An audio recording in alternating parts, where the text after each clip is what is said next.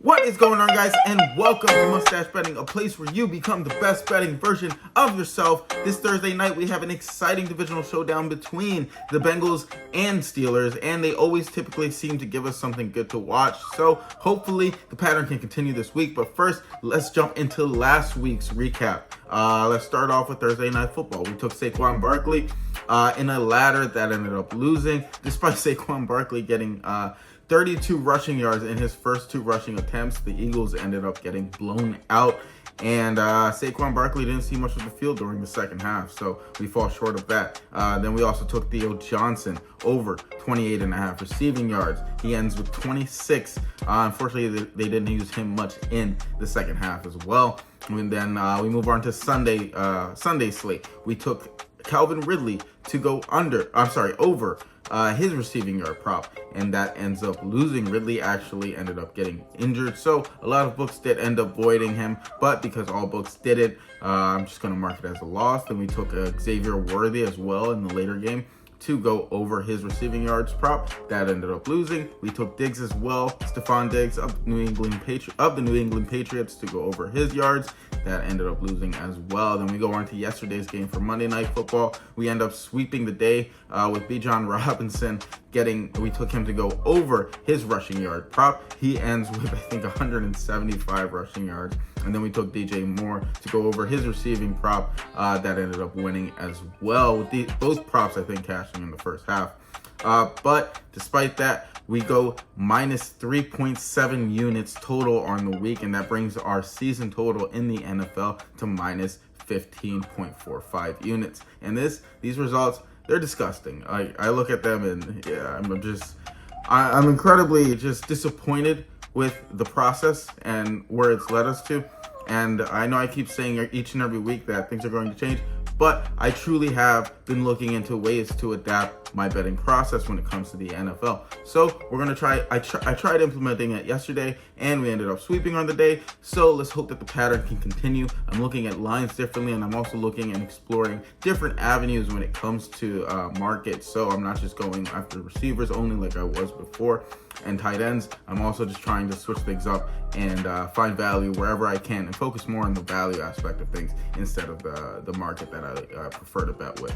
But regardless of that, today I have for you my two best bets for this upcoming night, Thursday Night Football. We're going to continue to try things a little bit differently and see how things pan out. Let's jump right into it. So my first best bet of the day is going to be DK Metcalf over 61.5 receiving yards, minus 110 at Bet365 for a unit. Now, I'm going to try and stay away from certain receivers, but this line is just too juicy to ignore, especially with DK Metcalf hitting the 70 and 80 alt line in 3 of his last 5. So I would actually like this as a ladder spot, but I'm not going to officially list it just because I want to be more conservative with the units. But nonetheless, Metcalf, he's hit this line in 3 of his last 5. And on Thursday, he'll face off against the Bengals who allow the 11th most receptions to the wide receiver position. Last game, Metcalf, he commanded a 31% target share. And even if Metcalf isn't peppered with targets, the Bengals, they allow the first most receiving yards after the catch to wide receivers. And we all know what a monster DK can be with the ball in his hands. So DK, he's been the first read option versus zone coverage 32% of the time. And the Bengals, they sit in zone coverage 69% of the time. I like DK here to be a yak machine on some slant and go routes and generate separation where he can. Give me DK Metcalf to go over. And if you guys could, please like, follow, subscribe, leave a comment down below. Make sure you have those notifications turned on. DK Metcalf, my previous play, is a perfect example of why I recommend having these notifications on. His line right now is listed on Bet365, the book I recommended, for 61.5. But if you look at BetMGM, it's listed at around 65. So FanDuel and DraftKings aren't even listing him right now. I assume when they do open up his line, it's going to be closer to that 70 marker, especially as we come closer to Thursday.